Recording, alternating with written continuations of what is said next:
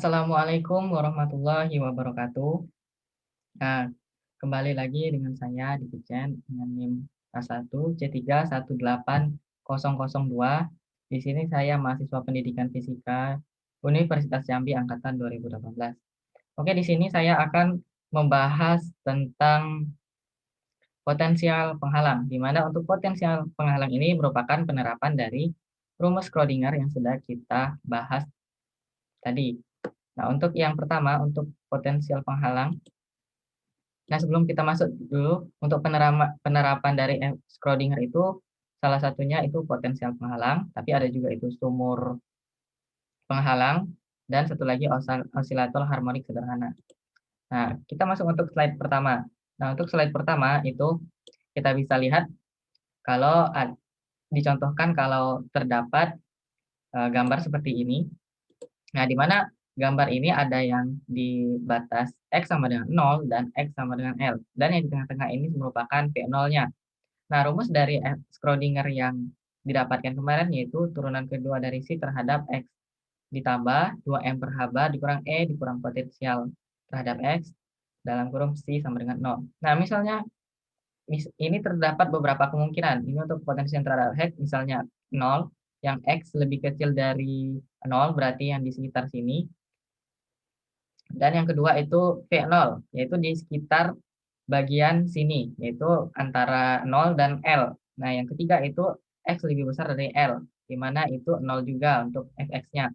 Nah, untuk si X itu ada 3 juga bagiannya, yaitu C1, C2, dan C3. Untuk C1 itu kurang dari 0, berarti di area sini. Dan untuk C2 itu di antara 0 dan L, berarti yang di sebelah sini. Nah, dan C3 itu X lebih besar dari L, berarti di sekitar sini. Nah, setelah itu kita bisa lihat kalau turunan kedua C terhadap X dikurang 2M, E dikurang V0, mutlak per H bar kuadrat C sama dengan 0. Ini untuk yang X lebih besar dari 0, lebih kecil dari L. Kenapa hasilnya begitu? Kan ini tadi P terhadap X, karena dia di antara ini ada kan nilainya untuk yang V0. Jadi kita masukkan E dikurang V0. Nah, sedangkan untuk yang batas X lebih kecil dari 0, ini kita masukkan V-nya, V terhadap X-nya itu 0, karena untuk fx-nya di sini 0, jadi kita masukin E dikurang 0, berarti dapat 2M E per H bar kuadrat C sama dengan 0. Sama seperti tadi, yang yang ketiga ini juga turunan kedua dari C terhadap dx kuadrat ditambah 2M E per H bar kuadrat C sama dengan 0. Ini karena kenapa hasilnya sama? Karena nilainya itu 0, karena fx yang lebih besar dari L itu 0. Nah, seperti sebelum kita masuk ke slide selanjutnya, kita bisa lihat kalau C itu ada 3 kemungkinan tadi kan. Itu C pertama itu A, E, I, K, X ditambah B, E, min, I, K, X. Oke. Nah, yang kedua itu C, E, K, X ditambah D, E, min, K, X. Nah, sedangkan untuk yang C ketiga yang lebih dari L itu E kecil pangkat I, K, X. Nah, ini sangat berguna nanti untuk ke step selanjutnya. Nah, untuk slide selanjutnya kita bisa lihat, kita tulis lagi ulang untuk daerah-daerah untuk fungsi gelombangnya, yaitu C 1, 2, dan 3 tadi mirip. Nah, ini harus ada 2 syarat, yaitu C-nya harus kontinu dan turunan C terhadap X-nya juga harus kontinu. Nah, misalnya ini syaratnya. C1 X-nya kita masukkan 0 dan C2 kita X-nya juga masukkan 0. Nah, kita bisa lihat kalau kita masukkan 0 di C1-nya, berarti A, E, I, K dikali 0. Berarti satu ini juga BE min IK dikali 0. Berarti A dikali 1 ditambah B kali 1. Berarti A tambah B. Sedangkan untuk yang kedua itu juga sama. CE Q dikali 0. Berarti CE pangkat 0. Berarti kan C dikali 1. Nah, untuk yang D ini sama. Sehingga bisa kita dapat persamaan kalau A tambah B itu sama dengan C tambah D. Nah, untuk yang kedua itu, untuk C yang daerah kedua, itu kita masukkan L. Sama dengan C yang daerah ketiga kita masukkan L juga. Berarti yang kedua kita masukkan CI K L tambah DE min K Q L sama dengan EIKX. Ini kita masukkan L-nya, berarti EIKX IKL. Nah, untuk yang sebelah kanan ini juga syaratnya juga, yaitu turunan si terhadap X turunan pertama harus kontinu juga. Nah, misalnya ini diturunkan si daerah 1 per do si daerah 1 per do X itu X sama dengan 0 itu harus sama dengan do si daerah 2 per do X itu dengan nilai batas X sama dengan 0. Nah, kita turunkan kan untuk yang daerah pertama itu kita turunkan. Kalau untuk turunan terhadap X berarti yang kita ambil, nah ini X kan, berarti kita kalikan ke depan. Ingat kalau untuk yang berpangkat itu kalikan ke depan, berarti IK di depan, X ini diturunkan juga berarti 1. Jadi IKA tinggal dikurang IKB. Ini hampir sama, IKB. Min IKB. Jadi min IKB. Nah, sama dengan yang bagian daerah 2-nya juga sama itu, Q-nya ke depan, kan X-nya kita turunkan, jadi QC dikurang QD.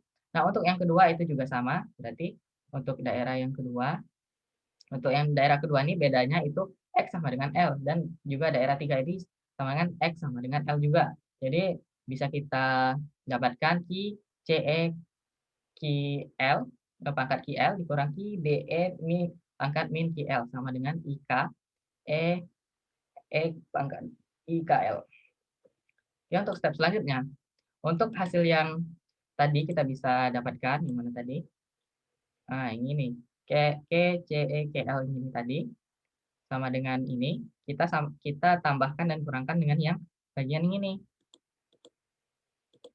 Nah, ini kita tambahkan, CE pangkat KL ini kita tambahkan, jadi 2 CE pangkat KL sama dengan Q tambah IK pangkat IKL. Ini kan sama karena dia memiliki unsur yang sama yaitu pangkat IKL. Jadi kita bisa pisahkan, jadi Q tambah IK.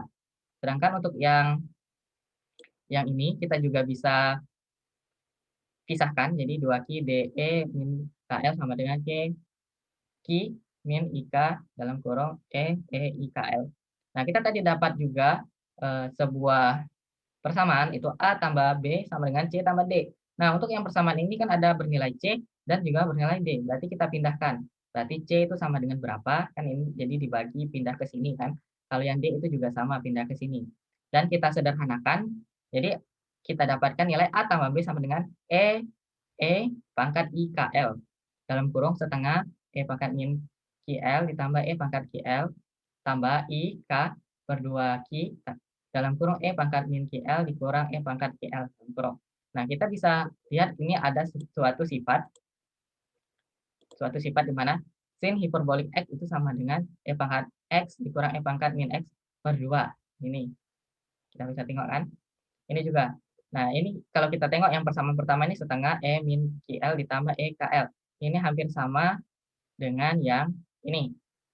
Malahan sama persis dengan yang ini. Jadi kita bisa tulis cos hiperbolik QL dikurang IK per Q itu sin hiperbolik dari QL.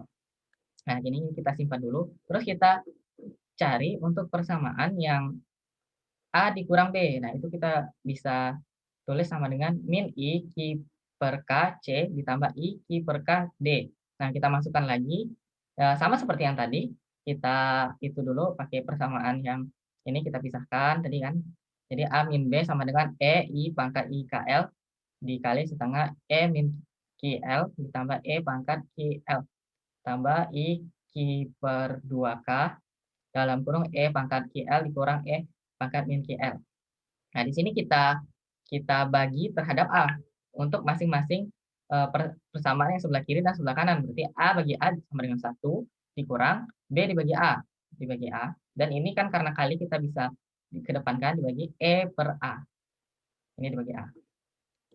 Nah, terus untuk yang tambah ini juga, ini kan hasilnya segini tadi. Ini juga dibagi A, jadi 1 ditambah B, A per QL. Ini terdapat perbedaan cuma bagian minusnya saja.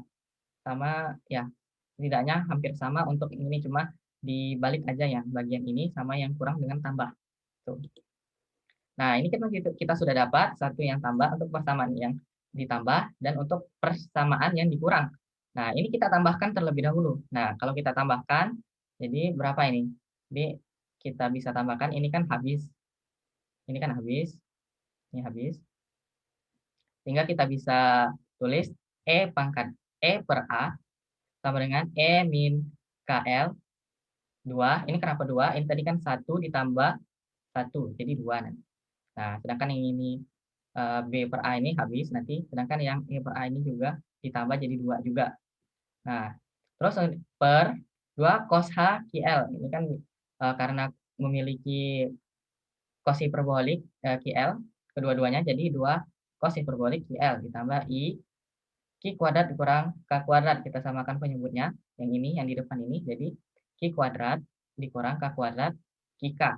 Sin hiperbolik QL. Inilah hasil yang kita dapatkan pada saat kita tambahkan yang tadi, persamaan A tambah B tadi, dengan A min B. Nah, ini yang kalau kita kurangkan sama seperti tadi. Malah kalau kita kurangkan, ini kan B per A plus, terus dikurang dikali min B per A. Jadi, dia 2B per A. Ini berarti kita bisa dapatkan unsur B per A. Sedangkan untuk E per A tadi, yang ini kan dapat E per A, hilang karena dia dikurang sama kan ini, jadi hilang. Nah, ini juga didapatkan kita supaya lebih cepat kita bisa langsung sederhanakan lagi. Jadi min I K kuadrat ditambah Q kuadrat per kaki, seperti hampir sama seperti ini, disamakan penyebutnya, sin H QL per 2 cos H QL ditambah I Q kuadrat min K kuadrat per QK sin H sin hiperbolik QL. Nah, setelah kita dapatkan dari untuk yang persamaan yang ditambah sama dengan yang persamaan dikurang, itu kita lihat bahwa untuk yang E per A ini didapatkan segini, nilainya sama seperti tadi. Untuk yang B per A itu segini juga, 4. Nah, untuk yang T, untuk nilai T, itu sama dengan mutlak dari E per A dikuadratkan. Berarti nilai dari ini dimutlakkan, itu dikuadratkan. Nah, ini kita bisa dapatkan 2, dikuadratkan jadi 4. Ya kan? Kita kuadratkan. Kita ngambil yang sebelah sini. Dapat 2 cos H hiperbolik QL ditambah Q kuadrat. Ingat, I kuadrat ditambah dengan min 1. Nah, jadi Q kuadrat min K kuadrat per QK per kuadrat. Nah, sedangkan untuk yang R ini, kita ambil bagian yang ini. Berarti B per A kuadrat. Jadi, Q kuadrat tambah K kuadrat per QK itu dikuadratkan.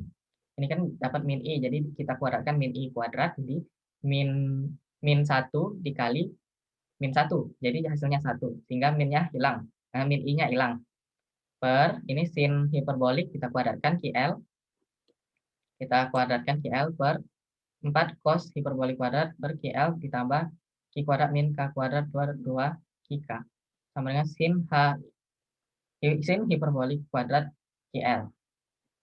Nah, ini kita bisa lihat kalau ini terdapat hubungan antara R dan T. R dan T itu R sama dengan Q kuadrat ditambah K kuadrat sama dengan per QK kuadrat itu sin hiperbolik kuadrat QL per 4 T. Nah, ini berarti untuk yang R sama T ini memiliki hubungan. Nah, ini yang dinamakan untuk yang potensial penghalang. Nah, nilai T ini berhingga dan tidak nol, berarti nilainya itu tak berhingga dan tidak nol, berarti mempunyai nilai. Dan artinya partikel mungkin untuk berada di X lebih besar dari L. Berarti untuk yang nilai T ini kita bisa simpulkan bahwa partikel ini mungkin berada di X lebih besar dari L, berarti di area yang ketiga. Nah, dalam hal ini partikel merobos dinding potensial, efek ini disebut efek terobosan. Nah, berarti kan tadi ada yang bagian atas, tadi kalau salah bagian atas, sini diterobos hingga ke bagian 3 yang terakhir.